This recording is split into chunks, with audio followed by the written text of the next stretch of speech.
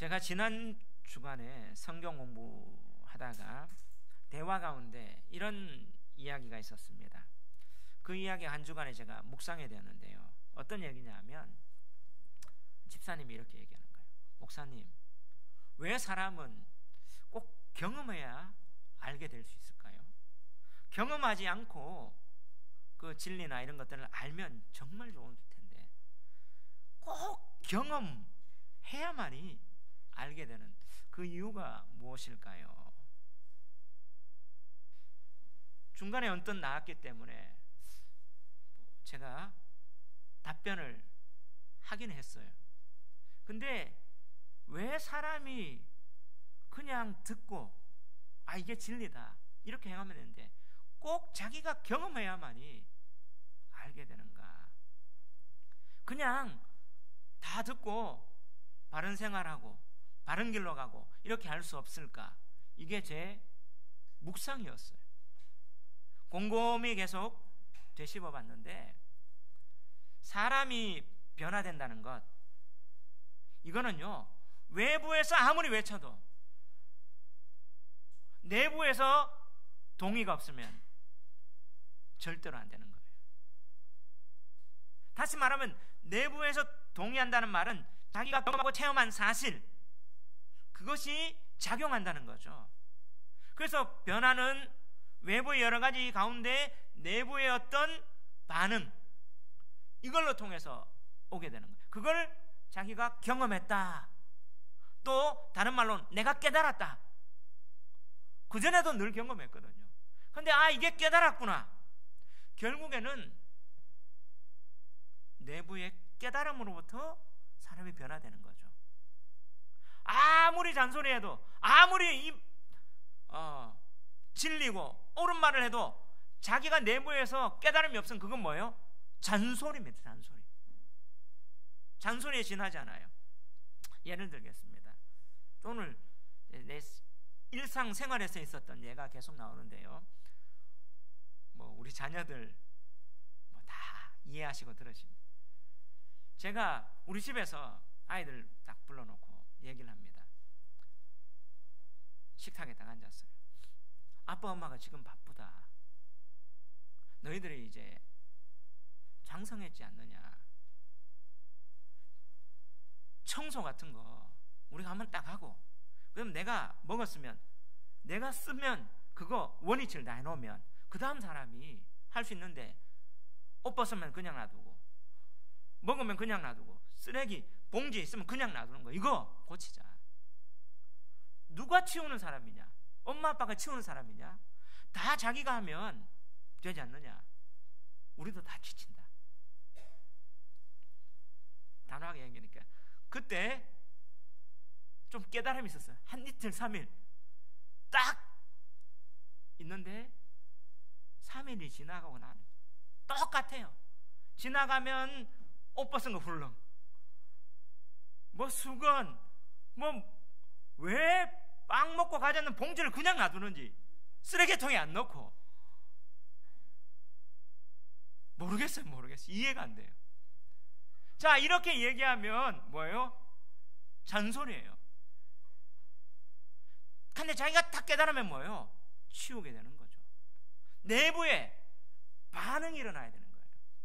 이게 제가 우리 막내딸은 되게 거침없이 직설적으로 얘기해요.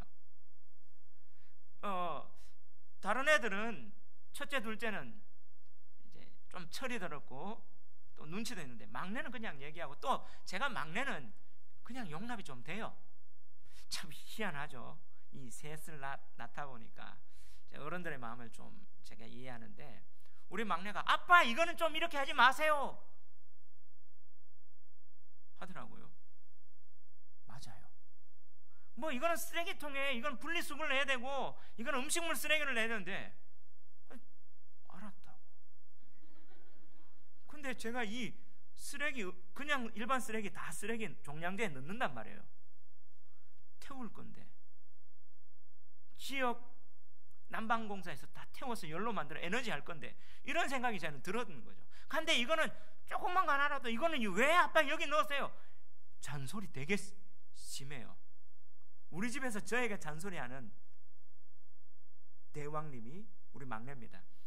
제가 그래서 알았다 하는데 우리 막내딸이 없으면요 똑같이 제가 하더라고요. 그러면 제가 탁 깨달은 게 내가 왜 똑같이 이걸 하지? 하면 제 마음에 뭐예요? 깨달음이 없었는 거예요. 나 이거 해도 된다. 그냥 앞에서는 그래 하지만 제 속에서는 이게 진짜 내면적인 깨달음과 나가 이렇게 해야지 이런 어떤 동의가 없었던 거죠. 그러니까 어떻게 해요? 우리 막내딸 요즘 제가 눈치 보고 있습니다. 걔 있을 때는 이렇게 하다가 없으면 쑥 이 모습을 보면서 내면적인 깨달음이 없으면 외부에서 아무리 맞는 말을 해도 이거는 잔소리다. 결국에 사람이 변화되는 거는 아무리 따따따따 외부에서 옳은 말하고 진리를 얘기해도 내면적인 어떤 각성이 없으면 안 변화되는구나. 이게 제가 깨달아진 거예요. 오늘 이 말씀 유정이가 들으면 참 좋을 텐데 안 왔어요. 그렇죠. 깨달으면 자기인 거죠. 결국에는 아까 주제가 뭐예요? 왜 사람은 목사님 경험해야 알 수 있을까요? 이 말은 경험한다는 말은 뭐예요? 자기가 이것을 깨달았다는 말, 깨달았단 말 아닐까요? 하나씩 이러면 안 되는구나. 이게 맞구나. 결국엔 진리와 옳음을 아무리 얘기해도 내가 경험해서 안다는 말은 내가 딱 반응해서 내가 깨달아야 적용이 되고 깨달아야 내가 변화가 되는구나. 안 그렇습니까? 그렇죠. 한 번씩 다 해보면서 아이들한테 야 이거는 위험해 칼을 해도 그 위험한지 아무리 얘기해도 어떻게 해요? 딱 칼을 잡고 놀다 보면 딱 피가 나고 아파 보면 그 다음부터 뭐예요? 위험하구나. 깨달음이죠. 이게 경험이 깨달음이죠. 안 그렇겠어요? 자기 내면적으로 인식하는 것. 자, 이거는요 일상생활도 마찬가지지만 영적 생활, 신앙생활도 마찬가지예요. 정말 우리가 믿음으로 변화되려면 외부에 대한 설교, 성경 말씀에 대한 진리, 하나님 나타나도 자기 내부에서 어떻게 해요? 깨달음이 없으면 절대로 변화되지 않습니다. 자, 오늘 본문 16절이 어떻게 얘기하고 있습니까? 16절 다 같이 한번 읽어봅시다. 시작. 제자들은 처음에 이 일을 깨닫지 못하였다가 예수께서 영광을 얻으신 후에야 이것이 예수께 대하여 기록된 것임과 사람들이 예수께 이같이 한 것임이 생각났더라. 자, 제자들이 뭐예요? 처음에 이 일을 어떻게 하지 못했다고요? 깨닫지 못했어요. 제자들도 예수님이 하신 일, 표적을 행하신 것 여러 가지를 봤습니다. 예수님이 또 설교하시고 진리를 선포했습니다. 근데 처음에 그들은 이 일을 깨닫지 못했어요. 근데 예수께서 영광을 얻으신 후에야, 이 말은 뭐예요? 십자가에서 죽으시고 부활하신 후에야 이것이 예수께 대하여 기록된 것임과 사람들이 예수께 이같이 한 것임이 뭐 났더라? 생각났다. 이게 이래서 이랬구나 알게 된 거죠. 그들이 어떻게 해요? 이제 예수님을 따라가는 진짜 제자로 변화된 사건이 처음에는 이를 아무리 봐도 경험해 아무리 이렇게 눈으로 듣고 보고 만져도 깨닫지 못한 거죠. 근데 예수님이 십자가에 죽으시고 부활하신 후 그때 어떻게 해요? 그랬구나 생각난. 이제 어떻게 해요? 이 말씀이 그들에게 적용이 되고 변화가 일어났다는 사실입니다. 그렇지 않습니까? 자, 오늘 이 본문은요 어떤 배경에 있어요? 바로 나사로가 죽었다가 살아나는 이 사건이 일어나고 그 다음에 뭐예요? 마리아가 향유옥합을 지난주에 예수님 머리부터 발 안에 부었어요. 이것은 뭐예요? 예수님이 분명히 얘기해 주시고 해석했어요. 이것은 나의 장례를 위하여 예비됐고 준비된 거다. 바로 나사로의 죽음과 부활이 또 향유옥합의 사건이 십자가를 준비하는 사건이라는 거예요. 아멘. 이걸 얘기하신 후에 오늘 지금 무슨 사건이 일어납니까? 예수님이 예루살렘에 입성하는 사건이에요. 예루살렘에. 왜냐하면 12장 1절에 보면 6월절 엿새 전에, 자 다시 말하면 그 향유옥합 사건이 6월절 엿새 전에, 다시 말하면 6월절이라는 명절의 절기에 전에 준비된 사건이었고, 이제 오늘 본문 사건은 12절 한번 읽어볼까요? 시작. 그 이튿날에는 명절에 온 큰 무리가 예수께서 예루살렘으로 오신다는 것을 듣고, 자 이때 이 명절은 언제? 6월절 6월절 주간이었어요. 그 이튿날에 명절이니까. 바로 이 기간에 예수님이 뭐요? 예루살렘에 입성하는 사건. 이 사건, 이걸 딱 보면서 제자들은 왜 이러는지 몰랐는 거죠. 근데 예수님 십자가에 죽으시고 부활하다 보니까 깨닫게 되고 왜 이렇게 했는지 생각나게 된 거예요. 그러면서 오늘 이 사건은요, 이렇게 나사렛의 죽음, 향유옥합 사건, 예수님이 예루살렘에 메시아로 입성하는 사건, 이 맥락의 의미를 우리가 보면서 이 본문이 주는 메시지가 뭐냐를 우리는 성경이 말하는 메시지를 들어야 돼요. 이런 맥락 속에 오늘 본문이 주는 메시지는 두 가지입니다. 첫 번째, 참 신앙은 하나님의 구원 계획인 십자가를 깨달을 때 가능합니다. 한번 따라합시다. 참 신앙은 하나님의 구원 계획인 십자가를 깨달을 때 가능합니다. 아멘. 자, 오늘 이제 예루살렘 입성 사건, 이 사건이 언제 이렇게 일어나고 있다고요? 6월절. 자, 6월절은 어떤 날입니까? 6월절은요, 유대민족, 이스라엘 민족의 구원의 출발점이에요. 바로 6월은요, 이 6월절은 넘을 유, 넘을 월, 죽음의 천사가 넘어가는 것, 하나님의 심판이 넘어가는 것. 자, 죽음이 넘어가고 심판이 넘어가서 그들은 뭐예요? 구원받았다는 거예요. 온 세상의 민족적 구원. 그래서 오늘 우리는 새 6월절, 6월절의 완성을 그들은 원하는 거죠. 이 6월절에 하나님의 구원이 그림자로 있는 이 6월절의 이 배경에 그들은 어떻게 해요? 지금 로마의 압제 가운데 있습니다. 로마의 압제 가운데 그들은 뭘 기다릴까요?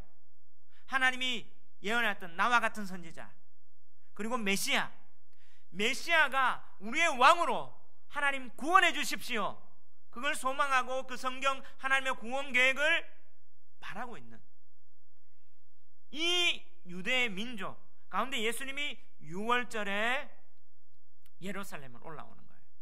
여기에 대한 유대인들의 반응이 어떻습니까? 13, 4절 5절 한번 읽읍시다. 시작. 종려나무 가지를 가지고 맞으러 나가 외치되 호산나 찬송하리로다. 주의 이름으로 오시는 이 곧 이스라엘의 왕이시여 하더라. 예수는 한 어린 나귀를 보고 타시니 이는 기록된 바 시온 따라 두려워하지 말라. 보라 너의 왕이 나귀 새끼를 타고 오신다 함과 같더라. 할렐루야. 자, 예수님이 예루살렘에 이렇게 나귀 타고 입성하는 이 호산나 사건은 다른 복음서에 다 기록되어 있어요. 그런데 이들이 지금 뭘 가지고 예수님이 예루살렘에 입성하는데 예수님을 맞이합니까? 종려나무. 자, 원래 종려나무를 4가지 식물을 아르마미님이라는 걸 흔드는 것은 어떤 절기에서 하느냐 하면 룰라라고 하는데요. 흔드는 거 초막절이에요. 초막절은 메시아 대망사상 있는. 근데 오늘은 이 네 가지 식물이 아로마미님이 아니고 뭐래요? 종려나무 가지를 흔들고 어떤 절기에? 6월절에 예수님을 맞아요. 자, 이런 종려나무를 가지를 흔드는 것은 뭘 의미하느냐? 메시아를 기대하는 거예요. 근데 이 종려나무는 무엇을 상징하느냐 하면, 자, 바벨론 포로 이후에 성전이 그들이 어떻게 해요? 안티오쿠스 에피파네스 4세 적그리스도의 원형이었던 헬라의 셀루코스 왕조에 있던 그들이 신구약 중간기죠. 다니엘이 예언했던 것처럼 정말 성전이 더러워졌죠. 죄지피로 제사 드리고 성전 안에서 제우스 신상하고 율법 가진 사람 죽이고 이 절기를 다 바꾸는 그 악독한 그 왕이 있던 그 이후에 종교적으로 하시딤이라는 거룩한 분노, 이제 바리새 운동도 나오고 이제 나오는 그 가운데 마카비라는, 그가 어떻게 해요? 마카비라는 말은 제사장의 아들이었는데 별명이에요. 망치처럼 혁명운동을 하는 거예요. 그래서 어떻게 해요? 바로 이 헬라 왕조에서 그들이 전쟁을 해서 이깁니다. 그래서 성전을 탈환했어요. 그 성전을 다시 한번 하나님 앞에 바치는 날이 수전절. 자, 요한복음 8장에 일어나는 12월 25일 날 하나님 성전 앞에 바쳤어요. 그때 마카비가 어떻게 해요? 와, 이렇게 정치적으로 압제되고 헬라에서 이래 됐는데 성전을 회복했다. 사람들이 마카비를 어떻게 해요? 왕으로 초대합니다. 그러면 마카비가 메시아다. 진짜 메시아는 아니죠. 마카비가 이렇게 예루살렘에 입성할 때 그들은 뭘 흔들어요? 종려나무를 흔들어요. 이 종려나무는 그때 이후부터 이스라엘의 국가의 상징이 됩니다. 그 이후에 로마 시대 때 동전 화폐를 주조하잖아요. 거기에도 종려나무가 새겨져 있어요. 그러니까 종려나무는 이스라엘 상징하고 마카비가 올 때 막 이렇게 흔드는 게 메시아다, 이런 어떤 의미가 있는 거죠. 근데 마카비가 지나 보니까 아니잖아요. 그러면서 지금 뭐예요? 메시아 대망사상, 메시아가 우리에게 오기를 원한다 하는데 예수님이 오병이어를 가지고 5,000명 먹이고 물 위를 걷고 죽은 나사로 살리고, 그리고 어떻게 해요? 소경의 눈을 딱 뜨게 하니까 예수님이 6월절에 딱 입성하니까 6월절은 구원에 대한 표상이니까 실제로 일어나기를 원하는 그 이스라엘 가운데, 아, 예수님이 누구다? 메시아다. 종려나무 이스라엘 국가를 상징하는 메시아다 하면서 이렇게 예수님을 왕으로 막 이렇게 외치는 거예요, 무리가.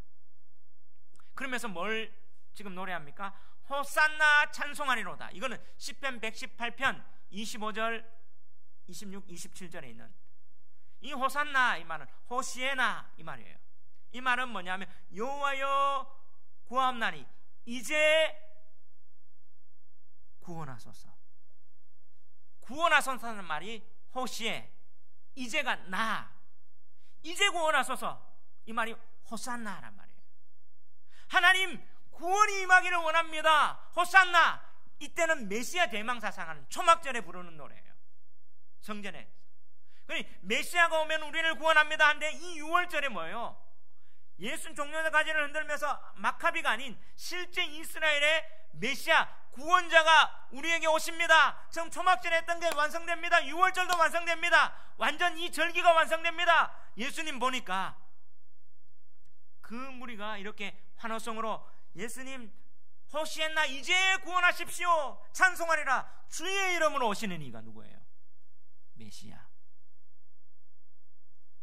왜 주의 이름으로 이래 번역됐냐 하면, 원래 시편 118편 25절 26절에는 여호와 이름으로 오시는.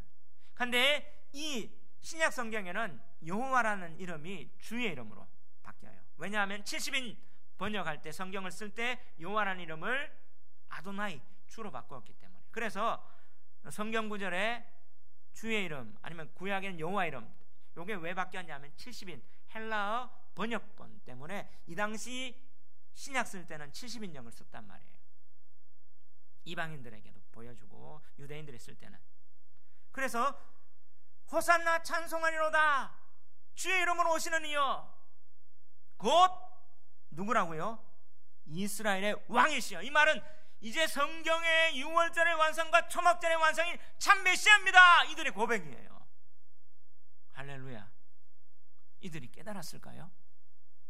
막 이래 외치는데, 근데 예수님은, 이들은 뭐요? 지금 로마의 압제 있잖아요. 헬라 다음에 로마의 압제 가운데 그들의 소망은 마카비보다 더 위대한 로마의 정치적 압제에서 해방해주고, 우리의 먹을 것, 빵의 문제, 배고픔의 문제 오병이어로 해결해주고, 죽음의 문제 나사로를 살려놓았으니까 우리의 병의 문제, 경제적인 문제, 정치적인 문제 다 해결해주는 왕, 구원의 왕, 호산나 주의 이름으로 오시는 그 이스라엘의 왕으로 오기를 원한다는 소망을 담은 거예요. 자, 표적을 보니까 그래 노래했어요. 근데 이게 진짜 신앙이에요.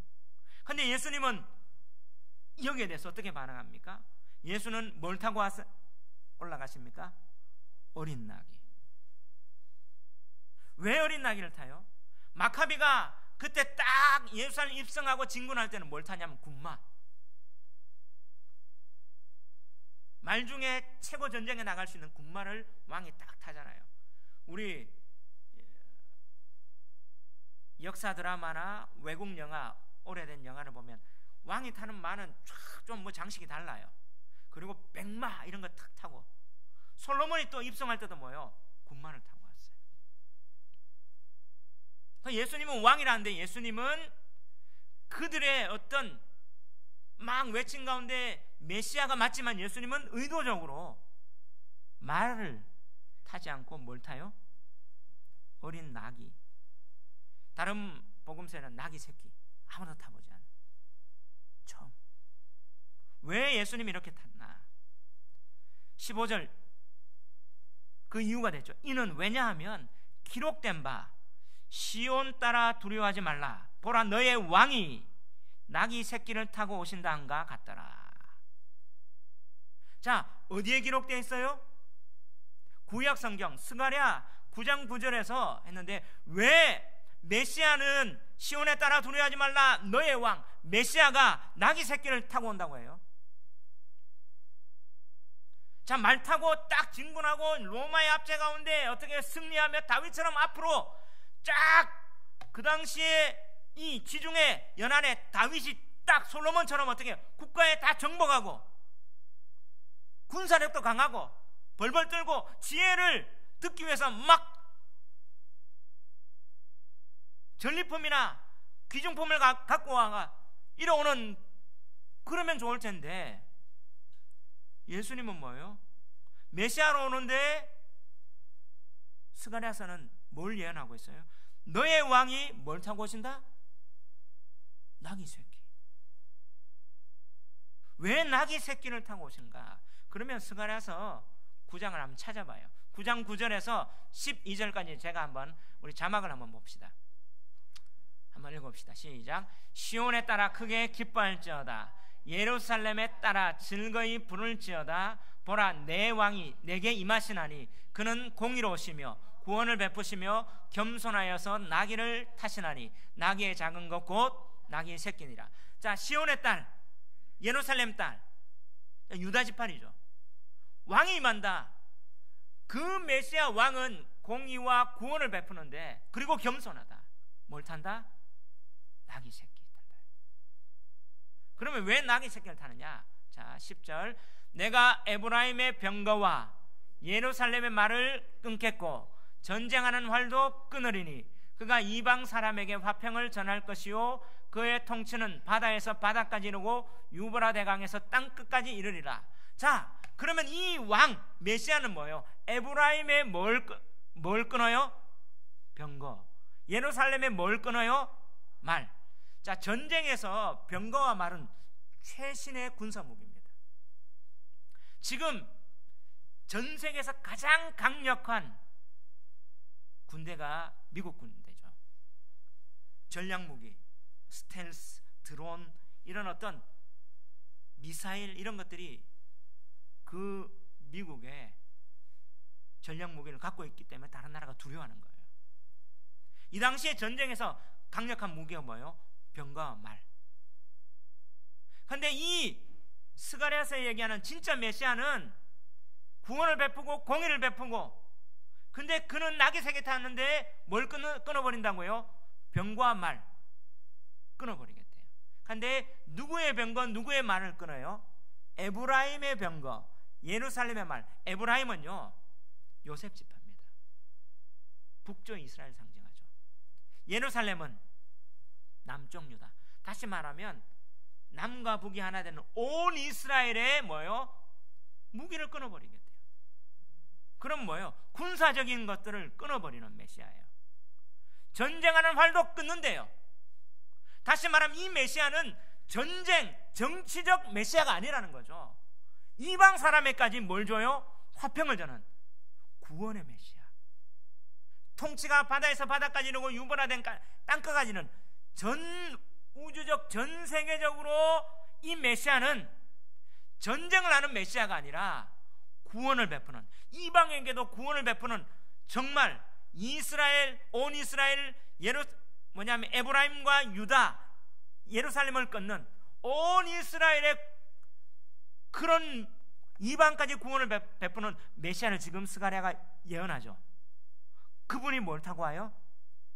낙이 새끼. 근데 11절 한번 봅시다. 시작. 또 너로 말할진대 내 언약의 피로 말미암아 내가 내 갇힌 자들을 물 없는 구덩이에서 놓았나니. 또 이 메시아는 뭐예요? 뭐로 말미암아?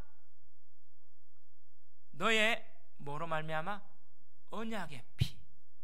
갇힌 자들, 바로 억압되고 갇힌 자들 구덩이에서 놓는 구원이 일어나. 12절 시작. 갇혀 있으나 소망을 품은 자들아 너희는 요새로 돌아올지어라. 내가 오늘도 이르노라. 내가 내게 갑절이나 갚을 것이라. 할렐루야. 그러면 스가랴에서 예언한 메시아는 어떤 메시아예요? 전쟁으로, 정치적으로, 군사적으로, 경제적으로 구원하는 메시아가 아니라 공의와 하나님의 구원과 의로 활, 병거, 말 끊어버리고, 그러면 그걸 어떤 방식으로 이방에까지 그 통치가 임한다는데 그 어떤 방식으로 해요? 네 언약의 피. 구약이 정확하게 얘기했어요. 정말 오실 메시아는 언약의 피로, 자신의 언약의 피로 구원하기 위해서. 그러면 그 낙이 새끼 타는 메시아는 뭐예요?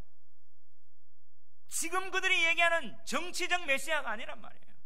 언약의 피로 그들의 죄를 없애주고, 이 세상의 정치, 경제, 문화가 사람들의 그 근본적인 것들을 해결해 줄 수 있습니까? 구원해 줄 수 있어요? 아니요. 그 구원을 할 수 있는 것은 뭐예요? 언약의 피라는 거예요. 이런 메시아가 올 거다 구약에 예언한데, 예수님은 뭐예요? 왜 낙이 새끼를 탔냐? 바로 그런 메시아는 낙이 새끼를 타는 거죠. 예언을 이루시는 거예요. 아멘. 그래서 그것은 지금 언약의 피는 요한복음은 계속 얘기하는 걸 뭘 얘기해요? 십자가. 그래서 예수님이 마지막 선만찬할 때 다른 복음서는 이 떡은 내 살이요, 이 잔은 내 피요, 이건 새 언약이다. 결국에는 이 메시아는 뭐를 통해서 이방까지 구원을 이루신다고요? 십자가의 보혈을 통해서. 그래서 예수님은 성경을 이루시기 위해서 낙이 새끼를 타는데 그들은 뭘 환호해요? 호시엔나 지금 구원하소서. 종려나무 타면 마카비보다 더 위대한 그런 주의 이름으로 여호와 이름으로 오시는 이 이스라엘 왕, 이 정치적인 로마에서 압제하고 그런 다윗처럼 다른 나라가 감히 넘볼 수 없는 그런 메시아로 오십시오 환호하고 있는 거예요. 근데 낙이 새끼의 의미는 뭘까요? 자, 이스라엘의 구원 표상이 어떤 절기입니까? 최초의 유월절이죠. 유월절에 바로 이 죽음의 천사가 넘어가면서 바로 유월절 제사를 얘기하고 이 유월절 딱 찍고 나서 얘기하는 게 출애굽기 13장 13절이에요. 집에 가서 한번 읽어보시면 돼요. 그때 이렇게 얘기해요. 낙이 새끼에 대해서. 13장 13절 시작. 낙이의 첫 새끼는 다 어린 양으로 대속할 것이요 그렇게 하지 아니하려면 그 목을 꺾을 것이며 내 아들 중 처음 모든 자는 대속할지니라. 12절은 뭐냐면 첫 것은 내 것이라고 해요. 하나님이 첫 것은 하나님 것이기 때문에 왜 그 애굽의 사람들의 장자를 다 죽였냐? 하나님 거거든요. 근데 그들이 바로가 이스라엘 남자가 나면 다 죽이게 했잖아요. 그거에 대한 하나님이 심판이 6월절에 임한 거예요. 그러면서 낙이 첫 새끼는 뭐로 대속한단 말이에요? 어린 양으로. 어린 양으로 안 하면 못 꺾어라. 네 아들 중 처음 난 모든 자도 대속해라. 결국에는 이 어린 양 나귀를 타면 뭐로 대속할 거다? 어린 양으로. 그러면 이 성경을 통해서 예수님이 왜 나귀를 타고 이렇게 왔냐? 예수님 뭐가 된다고요? 6월절에 어린 양, 언약의 피로 대속하는 어린 양. 예수님의 메시아는 내가 6월절에 십자가로 어린 양이 되고 내 언약의 피로 죄를 구원할 그런 메시아다. 예수님이 그들에게 보여주신 거예요. 성경을 이루는. 아멘. 근데 예수님이 그래 보여줘도 제자들이 깨달았어요? 몰라요. 근데 이들이 무덤에 있었고 표적 들었는데 예수님이 했는데 몰라요. 그들이 언제 알게 됩니까? 진짜 십자가에 죽으시고 부활을 목격한 후에 성령님이 그들에게 딱 임하신 후에 아, 이게 하나님의 구원이구나. 그때 변화가 되는 거죠. 그들이 예수님을 따라가고 목숨까지 내놓을 이게 진리구나. 우리의 영적인 문제, 죄의 문제를 해결해준 그 메시아, 그 메시아가 땅끝까지 정말 우리 유대만 국한한 것이 아니라 이방인까지 정말 성경에 예언한 그 메시아구나. 우리는 뭘 따라갔어요? 그들은 베드로는 정말 고기 자비를 버려두고 요한도 뭐예요? 사실 그들도 정치적인 한 자리에 가려고. 다른 복음서에 보면 마가복음 9장 이렇게 보면 서로 길 가다가 누가 크냐 막 하거든요. 한 자리 주십시오. 결국에 그 운동 가운데 예수님 따라다녔으면 그 속내는 뭐예요? 성공하고 세상에서 잘 나가는 그 모습이 있었단 말이에요. 근데 못 깨달았어요. 보여줘도. 근데 진짜는 이거다.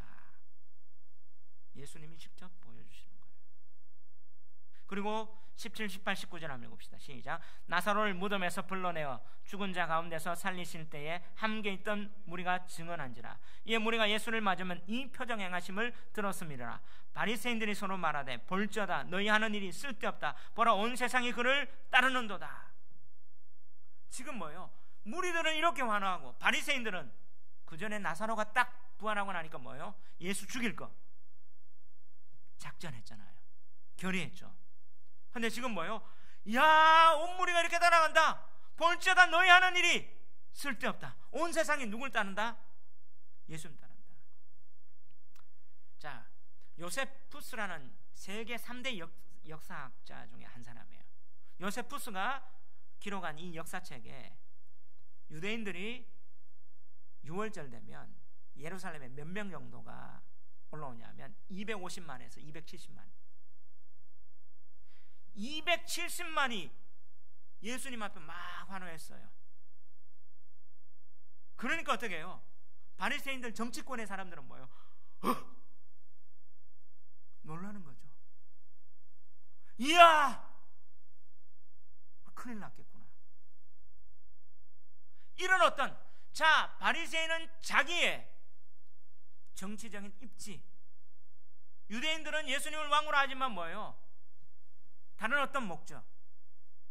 근데 예수님은 뭐예요? 진짜 십자가에서 죽으시고 대속하는 구원의 어린 양으로 나귀 새끼를 타면서 대속하기 위해서 오셨는데 그들은 깨닫지 못한 거예요. 그러면 여기에 하나의 더 사건이 있습니다. 20절에 보면 한번 읽어봅시다. 20절 시작. 명절에 예배하러 올라온 사람 중에 헬라인 몇이 있는데 21절 그들이 갈릴리 베세다 사람 빌립에게 가서 청하여 이르되 선생이여 우리가 예수를 배우고자 하나이다 하니 빌립이 안드레에게 가서 말하고 안드레와 빌립이 예수께 가서 여쭈니 예수께서 대답하여 이르시되 인자가 영광을 얻을 때가 왔도다. 24, 25절 시작. 내가 진실로 진실로 너희에게 이르노니 한 알의 밀이 땅에 떨어져 죽지 아니하면 한 알 그대로 있고 죽으면 많은 열매를 맺느니라. 자기의 생명을 사랑하는 자는 잃어버릴 것이요 이 세상에서 자기의 생명을 미워하는 자는 영생하도록 보존하리라. 26절 사람이 나를 섬기려면 나를 따르라. 나 있는 곳에 나를 섬기는 자도 거기 있으리니 사람이 나를 섬기면 내 아버지께서 그를 귀히 여기시리라. 할렐루야. 지금 이런 어떤 맥락 속에 누가 와요? 헬라인이 명절에 뭐하러 와요? 예배하러 와요. 헬라인이 예배하러 왔는데 이방인들밖에 못 들어가요. 근데 이들이 누구를 찾습니까? 예수님 만나고 싶어요. 지금 이방인의 구원까지 스가랴가 얘기했던 그 예언을 지금 이루시는 거죠. 예수님은 유월절 어린 양 되고 대속 제물이 되셔가지고 이게 하나님의 구원 계획이라는 사실, 이게 십자가라는 사실, 이거를 진짜 경험하고 깨달아야만이 진짜 믿음의 사람이 된다는 사실을 예수님 얘기해요. 근데 자 24절 유명한 절입니다. 내가 진실로 진실로 너희에게 이르노니 한 알의 밀이 땅에 떨어져 죽지 아니하면 한 알 그대로 있고 죽으면 많은 열매를 맺느니라. 자 우리가 이 말씀을 보면서 뭐예요? 야 헌신해야지. 내 가정이 살고 내가 살고 내 교회가 살기 위해서는 죽어야 된다. 근데 그런 윤리적인 본문이 아니죠. 예수님이 십자가에서 죽으면 진짜 메시아가 된다. 그래서 사람이 나를 섬기려면 나를 따르는 건데 이방인까지 구원이 일어나고 너희들 생각을 바꾸고 관점을 바꾸고 진짜 예수님이 하늘의 미랄대처럼 하나님의 구원 계획 가운데 십자가에 이루어질 것을 예수님은 이루어 주시는 거예요. 이게 메시아다. 이 메시아를 체험하면 진짜 믿음이 된다. 예수님 이렇게 퍼포먼스 하시고 말씀하시는 거예요. 아멘. 우리는 뭘 위해서 예배드리고 뭘 위해서 예수님을 바라보고 이 기독교 메시아에 대한 신앙이잖아요. 예수님에 대한 신앙을 갖고 있습니까? 어쩌면 이 무리 호산나 찬송하리라 주의 이름으로 오시는 이 곧 이스라엘 왕이시여 종려나무 했던 이 무리의 고백이 어떻게 해요? 조금 후면 며칠 후면 바뀌어요. 메시아라고 하는 게 자기하고 이게 안 맞아떨리니까 저 예수를 십자가에 죽이라, 십자가에 못 박아 달라노라. 군중들은 이렇게 바뀐단 말이에요. 근데 진짜 누가 이 일을 깨닫는 사람? 그전에는 이 일을 깨닫지 못했는데 십자가를 경험하니까 그들이 말씀을 읽고 하나님의 구원 계획이었구나 깨달은 거예요. 오늘 우리도요 예배드리며 살아가는 목적이 뭐예요? 십자가를 깨달아야 됩니다. 우리의 문제 현실 앞에서 뭘 깨달아야? 십자가를 깨달아야 돼요. 아멘. 십자가 아니면 안 돼요. 제가 요즘 생활에 나가면서 개척하고 살아가면서 제게 그전까지 일생에서 깨달았던 그 경험보다 굵직굵직한 게 하나님이 십자가 경험하니까. 사실 개척하고 나서 어떻게 해요? 교회를 운영해 나가니까 그 교회는 성경적인 교회 하자. 너무 힘들어요. 재정적으로 힘들고 사람들로 인적 자원도 없으니까 제가 한계가 끝나서 2004년도에 하나님 교회 문 닫을게요. 나 목사 안 할게요. 그때 제가 단식하러 갔어요. 3일 단식하고 이제 그만둡니다. 그때는 뭐냐 하면 이제 다른 길 가야지. 근데 단식 3일째 뭐가 깨달았냐? 십자가의 어린 양. 계시록 5장에 그 말씀이 그냥 읽어지는데 그냥 확 와버렸어요. 오열하고 울면서 제가 그 십자가가 정말 깨달아지는데, 주님, 신학교 갈 때 하나님 순교하겠습니다. 그게 다시 한번 생기는 거예요. 그 십자가 앞에 제가 오열하고 울고, 하나님, 내 구원에 이 길 걸어가겠습니다 하며, 그때 원당에서 6일 만에 도래울로 이사했습니다. 토요일 날 하고 와서 딱 그 금요일 날 밤에 깨닫고 막 울고, 토요일 날 딱 제가 내려와서 가자, 신태양 부동산 있죠, 하나만 있었어요. 6단지. 거기 가서 딱 계약하고 옮겼어요. 뭐냐? 하나님이 내 문제 하는 게 아니라 진짜 구원과 십자가를 깨닫게 해주시니까. 저는 그전에 하나님 뭔가 문제를 해결해 주시고 뭐 다 해주시고 사람도 보내주시고 재정적 해주시고 이랬는데, 그것 때문에 안 돼서 포기하려고 했는데 결국에는 하나님 뭐 십자가 경험하게 해주시다. 성전 건축할 때 땅은 사놓고 안 될 때 제가 하나님 제 장기 팔아서라도 성전 건축하게 해주십시오. 근데 제 아내가 뭐 2만 원짜리 보험을 하나 들었대, 소멸형. 나중에 보니까 심근경색 딱 진단받으면 몇 천만 원 준대요. 제가 이거 보니까 장기 팔게 해주세요. 이거 기도했어요. 사실 했으니까 했는데, 진짜 심근경색, 일산병원 내과 교수가 딱 하다가 바로 제가 실려갔잖아요. 응급실에 한 20명 정도 의사들이, 뭐 간호사들이 와가지고 TV 나오는 거 있잖아요. 그 심근경색 따로 응급실에 딱 구역이 있어요. 거기 와서 빵 터트리는 거 하고 뭐 초음파하고 다 와가 막 하다가 제가 심장 하나가 괴사됐대. 심전도에 쫙 나오니까 어디로 가요? 초음파 하다가 쫙 이 3D CCD가 일산병원에서 딱 들어갔는데, 그때 내가 들어갔죠. 다른 데는 뭐 예약 때문에 쓰잖아요. 막 실려 나갔는데 막 잠깐만요, 응급이 쫙 들어가 버렸어요. 제 아내는 거기 있고 다 있는데, 나중에 뚝 나가 있는데 아예 격리시켰는데, 10년도 하고 이렇게 괴사가 됐는데 실려가잖아요. CT가 툭 들어가면서 어떻게 해요?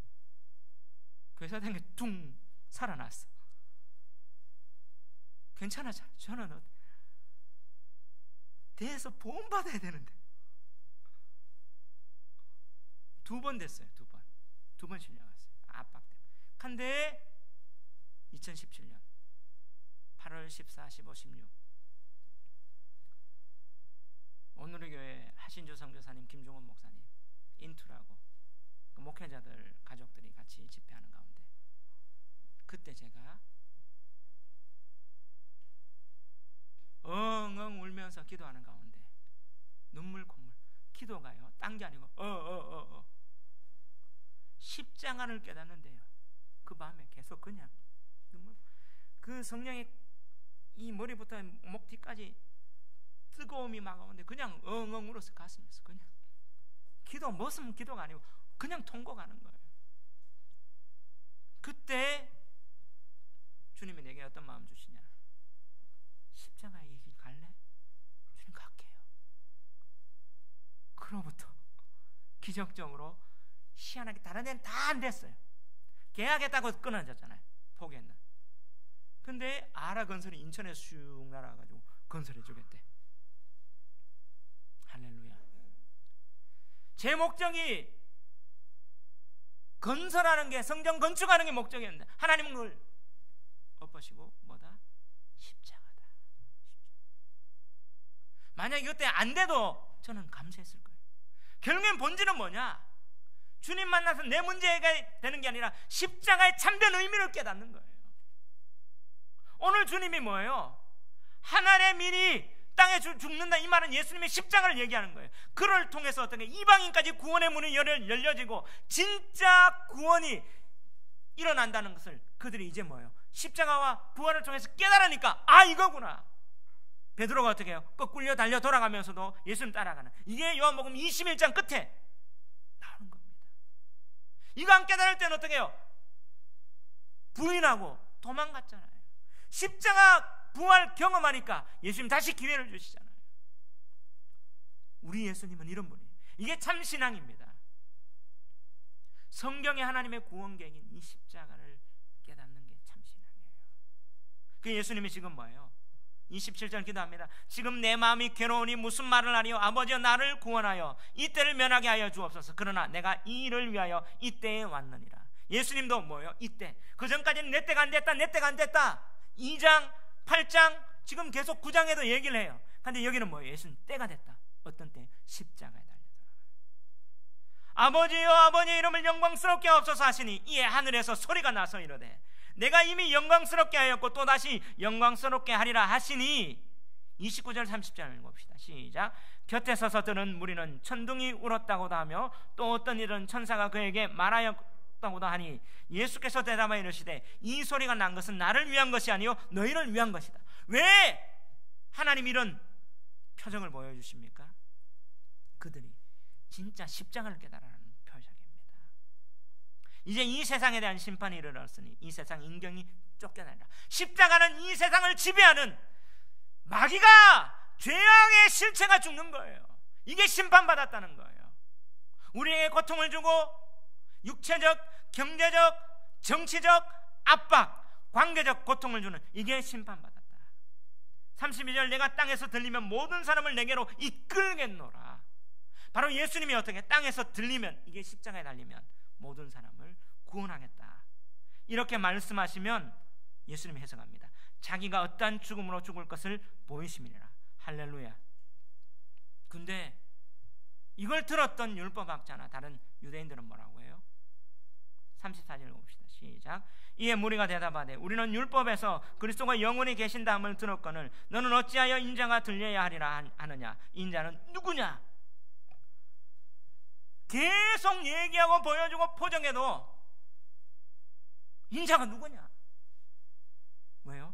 안 깨달으니까. 잔소리로 들리는 거예요. 보여도 잔소리. 똑같아요, 우리하고. 진짜 신앙은요, 하나님의 구원 계획인 십자가를 깨달을 때. 지금 하나님이 저한테 훈련하는 것도 그런 것 같아요. 다른 어떤 게 아니라 십자가를 깨달아라. 교회가 무엇을 위해 가야 됩니까? 정치를 위해요? 경제적인 해답을 위해서? 교회가 심리를 해결해주는 그런 어떤 관계를 해결해주는 기독교 심리하기 위해서요? 아니요.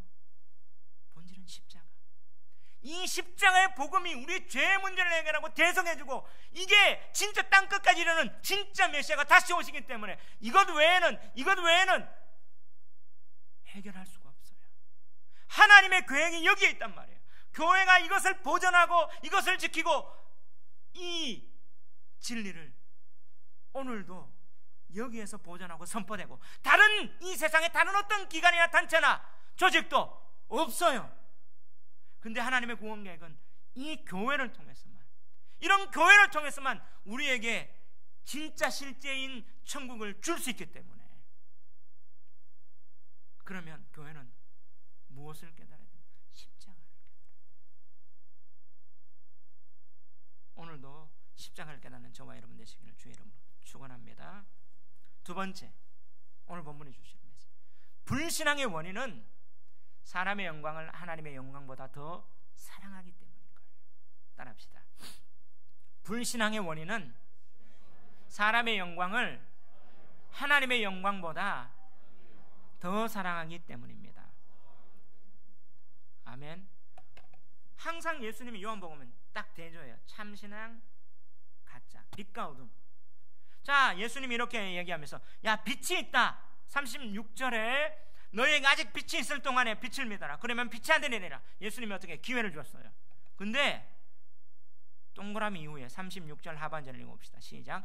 예수께서 이 말씀을 하시고 그들을 떠나가서 숨으시니라. 예수님이 이 말씀하시고, 자, 빛이다. 예수님 빛이라고 얘기했는데 예수님 뭐예요? 떠나가서 뭐 했어요? 숨었어요. 왜 그랬을까요? 자, 오늘 숨으시니라 이 말은 크레베라는 원어인데 크래프트라는 이 원형에 대한 수동태예요. 예수님 뭐예요? 수동태는 숨어졌다. 그죠? 자, 오늘 이렇게 우리 번역을 하면 예수님이 의도적으로 숨었고 아니면 숨겨진 거죠. 하나님이 숨겼다. 이렇게 볼 수도 있어요. 왜요? 왜 예수님이 이렇게 막 했는데 숨어져요? 37절 한번 봅시다. 시작. 이렇게 많은 표적을 그들 앞에서 행하셨으나 그를 믿지 아니한. 여러분, 예수님이 이렇게 기회를 주시고 이렇게 역사하시는데 왜 예수님이 이제는 숨어버려요? 하나님 왜 이렇게 숨기시는 겁니까? 표정에도 안 믿으니까. 어떤 사람들이 계속 얘기해요. 아, 여기 하나님 나타나가 짠 해주면 믿을 텐데 안 믿어. 지금 나타나가 말해도 안 믿어요. 왜요? 왜 안 믿어요? 이거는 하나님의 말씀을 이루시기 때문이죠. 첫째는 자 38절, 39절, 40절 한번 읽어봅시다. 시작. 이는 선지자 이사야의 말씀을 이루려 하심이라. 이르되 주여 우리에게서 들은 바를 누가 믿었으며 주의 팔이 누구에게 나타났나이까 하였더라. 그들이 능히 믿지 못한 것은 이 때문이니 곧 이사야가 다시 일렀으되 그들의 눈을 멀게 하시고 그들의 마음을 완고하게 하셨으니 이는 그들로 하여금 눈으로 보고 마음으로 깨닫고 돌이켜 내게 고침을 받지 못하게 하려 함이라 하였음이더라. 지금 뭐예요? 성경 말씀을 이루시는 거예요. 하나님께서 어떻게 해요? 가난한 심령으로 하나님 앞에 나오기를 원하는데 그들은 뭐예요? 왜 하나님이 이렇게 말씀으로 이사야의 말씀을 예언하고 그들 앞에 했는데 표적 다 보여 기회를 줬는데 하나님이 숨겨버려요? 예수님 왜 숨으시어요? 안 믿으니까. 여러분, 기회가 주구장창 있다고 생각하지 마십시오. 지금 기회 주시는데 몇 번씩 기회 주시는데 하나님의 기회가 끝날 때가 있다는 거예요. 숨겨질 때가. 자, 왜 이 말씀을 하시냐? 왜 하나님이 숨기시냐? 그들이 왜 돌아가느냐? 그 이유가 있죠. 41, 42, 43 시작. 이사야가 이렇게 말한 것은 주의 영광을 보고 주를 가리켜 말한 것이라. 그러나 관리 중에도 그를 믿는 자가 많되 바리새인들 때문에 드러나게 말하지 못하니 이런 출교를 당할까 두려움이라. 그들은 사람의 영광을 하나님의 영광보다 더 사랑하였더라. 자, 왜 믿지 않았어요? 이유가 뭐예요? 사람의 영광을 하나님의 영광보다 더 사랑하였기 때문에.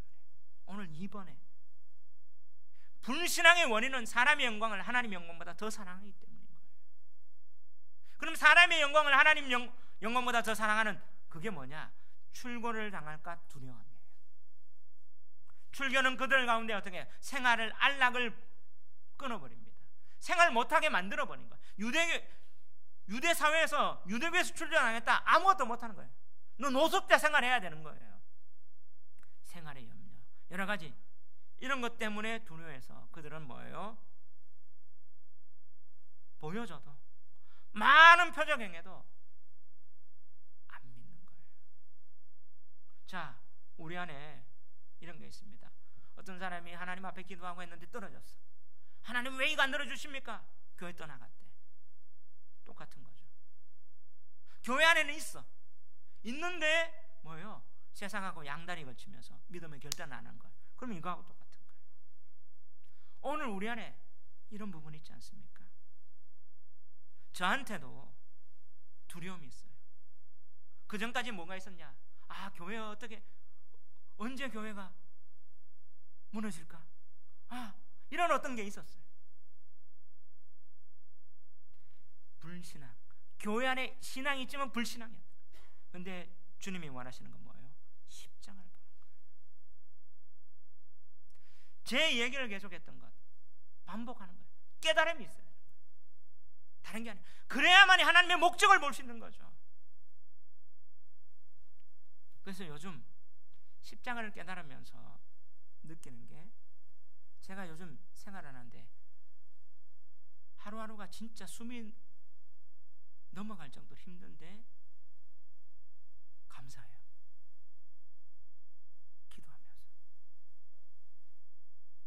정말 힘들어야 되는데 그 전까지는 사람 많이 봤죠. 아, 목사는 어떻게 해야 되는데 뭐 어떻게 했는데 이런 말. 근데 이제는 뭐예요? 저 하나님 교회 세울게요. 성전 문지기라도 좋습니다. 정말 변질되지 않는 복음 가지고 정말 이 일을 하나님 부르셨는데 이 교회가 주님 오실 때까지 있을 수 있다면 하나님, 제가 순교한다고 했는데 이게 순교라면 하게요. 정말 십자가의 복음이 변질되지 않고 이게 유지될 수 있는, 그러면서 어떻게 해요? 사람을 수단으로 연기하지 않고 목적을 가지면서 이 일을 한다면 하나님 할게요. 근데 기도하면서 이 십자가를 경험하게 되는 건 뭐냐면, 제가 새벽 기도가 회복되면서 영혼이 막 솟게 돼요. 육체적으로는 피곤할 때도 있는데 하나씩 깨달아지는 거죠. 그전에는 뭔가를 해야 되는데 의식을 하고 힘들었는데 이 시간이 이제는 뭐예요? 채워지는구나. 기도가 그전에 막 시간 막 보면서 시계 보면서 왜 음악 안 끝나? 근데 지금 좀 하다 보니까 1시간 이상 지나가고 경험되는 거예요. 깨달아지는 거죠. 이 이야기하고 마치겠습니다. 어제 비가 오고 오늘 눈이 왔는데, 비가 오면 생각나는 이제 동물도 아니고 짐승도 아니고 파충류 뭐가 있죠? 개구리. 비가 오면 청개구리는 울어요. 왜 울어요? 개굴 왜 울어요? 엄마 물음이 떠나갈까봐. 청개구리는요, 엄마가 얘기하면 늘 반대로 했죠. 그래서 엄마가 마지막에 뭐예요? 내가 죽으면 이 양지 바른 곳에 묻어라 하면 이 반대로 해서 개울가에 묻을까봐 마지막에 막 작전을 짜내요. 청개구리한테 유언합니다. 내가 죽으면 개울가에 묻어라. 청개구리가 그때 뭐예요? 엄마 죽고 나니까 깨달은 거죠. 이제 엄마 무덤을 이제는 반대로 안 할게. 개울가에 썼는데 하다 보니까 뭐예요? 비가 오면 무덤 떠나갈까봐 운대요. 뭐 전설이고 속담이고 이야기지만 청개구리가 변화되는 거 뭐예요? 깨닫는 거. 늦게 깨달아가지고 그렇게 고생하는 거예요. 깨굴 우는 게. 오늘 이 말씀도 주님이 계속 얘기해요. 나는 빛으로 왔다. 결국엔 내 말을 믿어라. 예수님 계속 보여주고 하는 거예요. 이 말씀을 제대로 깨닫는, 일찍 깨닫는 청개구리가 아닌 일찍 깨닫는 그런 믿음의 사람 되기를 주의 이름으로 축원합니다. 십자가로 나갑시다. 오늘 찬송가를 바꿔서 십자가 우리 한번 이 찬양하면서 나갑시다.